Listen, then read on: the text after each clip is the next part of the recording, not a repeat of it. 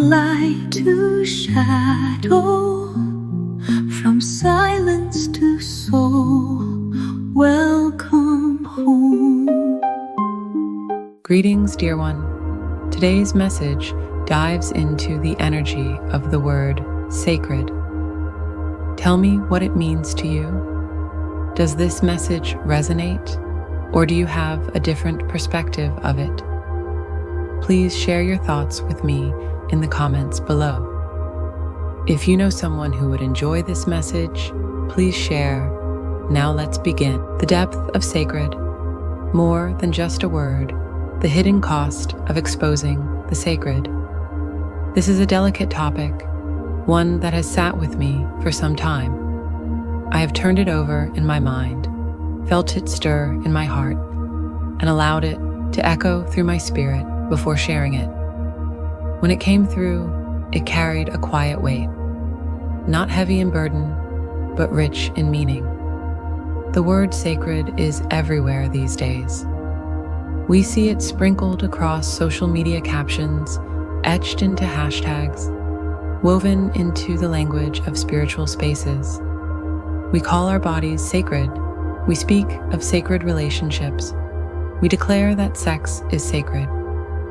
On the surface, these proclamations feel beautiful. They signal an awareness of the divine within. They suggest that we recognize our own worth, the worth of our connections, and the depth of our physical and energetic union with another. But in an age of constant sharing, of live-streamed moments and curated feeds, we must ask ourselves, if something is truly sacred, why do we feel the need to expose it to the world?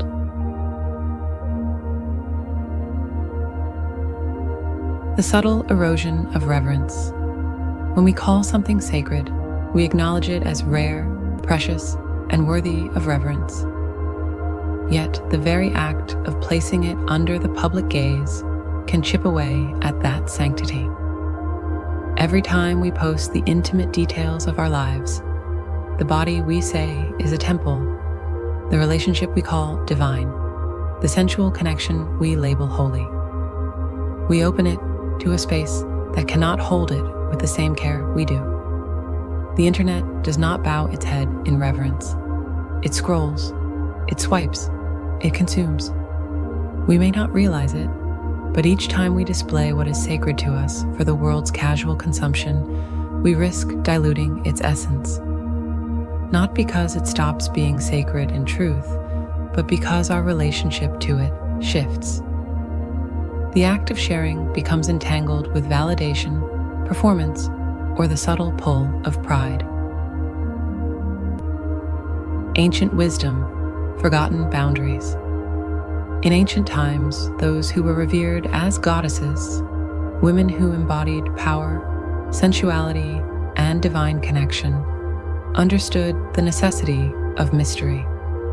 Their sacred body, their intimate unions, their personal rituals were not for the masses. They were preserved within the boundaries of trust, devotion, and ceremony. They knew that the sacred thrives in spaces where not everyone is invited to witness. They knew that the sacred demands a certain kind of container, one that protects it from being handled carelessly or interpreted through a lens that strips away its depth.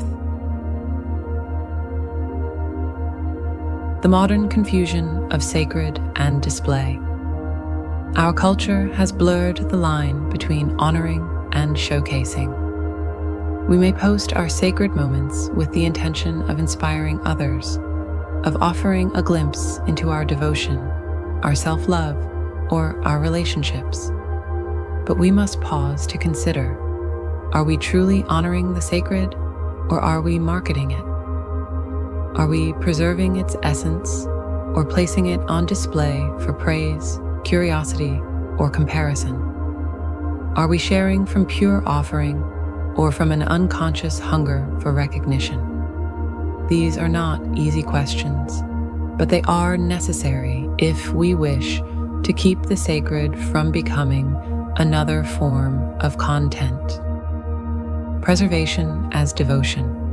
If your body is sacred, it is not meant to be consumed by those who have no reverence for it. Its sanctity is diminished when it becomes just another image in a feed, another moment of beauty glanced at between a meme and an ad. If your relationship is sacred, its intimacy is not a currency for online attention. The details of your love, the whispered words, the private laughter, the vulnerable confessions, are treasures meant for the heart that holds them, not the comment section. If sex is sacred, it is an alchemy between masculine and feminine energies, a God-given transmission. To display it publicly is to take something intended for healing, balance, and transformation and reduce it to spectacle. The power of mystery. There is a profound power in what remains unseen. When we hold something so close to our heart that it never crosses the threshold into public space, it begins to generate its own field of energy. It deepens. It strengthens. It does not need the eyes of others to confirm its worth. It does not seek external affirmation to know it is holy. It simply is. What is truly sacred grows more potent when kept within a vessel of respect. Its energy is concentrated. Its presence becomes a steady source of nourishment to the soul, instead of a fleeting display for the world's passing glance. A callback to true reverence. We live in a time when the sacred is often diluted, not out of malice, but out of habit. We have become so accustomed to sharing everything that we forget the quiet dignity of keeping something just for ourselves, for our inner circle, for the ones who have earned the right to witness it. This is not about shame. It is not about secrecy rooted in fear. It is about preservation. It is about devotion. It is about asking, if this is sacred to me, how do I honor it in a way that keeps it whole? Closing reflection. Hold the sacred close. Let it be nourished by your protection. Let it rest in spaces where only reverence is allowed to enter. For all that is truly sacred carries within it a mystical power and a healing energy that cannot be replicated once it has been cast into the marketplace of casual consumption. Preserve what is holy in your life. Guard it with love. Let it remain untouched by the noise of the world. And in doing so, you will discover a deeper intimacy with the divine, one that exists beyond the gaze of others, rooted firmly in the eternal truth of your own heart. Many blessings, beautiful soul. You are the light you seek. Walk gently and remember you are never alone.